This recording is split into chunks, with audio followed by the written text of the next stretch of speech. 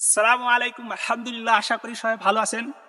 আলহামদুলিল্লাহ, আল্লাহর কাছে লাখ লাখ শুক্রিয়া। এই সৌদি আরবের মাটিতে এসে আমরা এখানে চাষাবাদ করি। এখানে চাষাবাদ করা হচ্ছে ধনিয়া, পালক শাক, মরিচ, পেঁয়াজ, রসুন এবং অন্যান্য আরো অনেক কিছু আশেপাশের মাজরা আছে।